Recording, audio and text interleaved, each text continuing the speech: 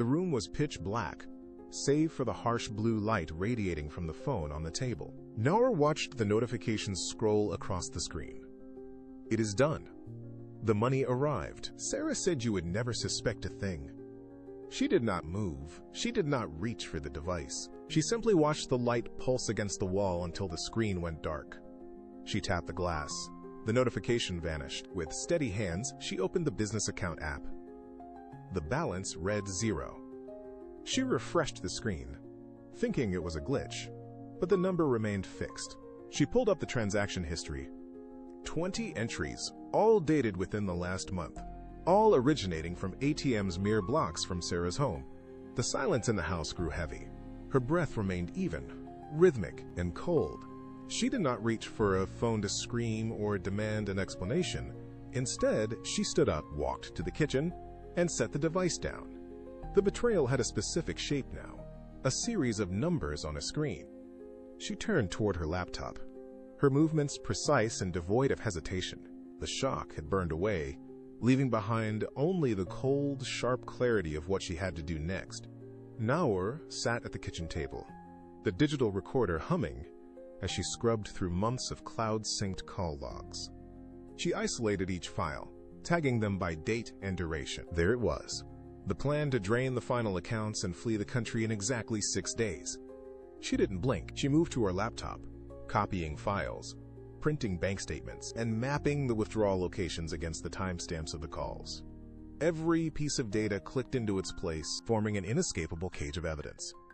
She organized the documents into a thick folder, her hands moving with the efficiency of a machine. She drove to the district attorney's office before the sun reached its peak. The waiting room was sterile and quiet. She surrendered the folder to the clerk, then spent 4 hours in a small, windowless room. She read every line of the affidavits, corrected a minor date, and signed her name at the bottom of each page. When she finally stepped back out into the light, the weight of the betrayal was gone, replaced by the cold, mechanical satisfaction of a trap already sprung. She was no longer a victim. She was the architect of their downfall. The morning sun cut across the kitchen floor as Nour typed the message. Her thumb hovered over the send button for a heartbeat, then pressed down. I know. Tomorrow morning, the lawyer will deliver the papers. She placed the phone face down and began to pack a single bag. Miles away, Sara sat on her sofa with a coffee. Her phone pinged. She read the screen, her brow furrowing for only a second before her expression collapsed into a smirk. She turned to show the phone to Nour's husband, who stood by the window. Sara laughed, a sharp, dismissive sound that filled the small space. She tossed the device onto the cushion beside her. She is soft, Sara said, her voice dripping with misplaced confidence. She will not do anything. She has no stomach for this. The husband looked at the phone, then back at the street, his posture stiffening slightly. Sara leaned back, crossing her legs, entirely occupied with the comfort of her own perceived victory. She did not check the time. She did not notice the car parked 3 houses down. She only saw her own reflection in the darkened screen of the phone, convinced she had already won the game. At 8 a.m., a heavy, rhythmic pounding rattled the front door of Sara's apartment. She pulled the door open, expecting a courier, but found 2 uniformed officers and a lead detective blocking the light. The detective held up a warrant. Before she could speak, they moved inside. She stood frozen as they forced her hands behind her back, the metal of the cuffs clicking shut. She did not fight. She simply stared at the wall. Across the city, the scene mirrored her descent. Federal agents entered the firm, bypassing the reception desk and heading straight for the office. They pulled the husband from his chair, his hands raised in a useless gesture of denial before they were secured behind his back. He was led through the lobby, his head bowed, past the desks of employees who watched in silence. Nour stood on the opposite sidewalk, tucked into the shadow of a brick building. She watched the agents load him into a dark vehicle. The engine roared to life, and the car pulled away, disappearing into the city traffic. She looked at her watch. The timeline had held. The trap had closed.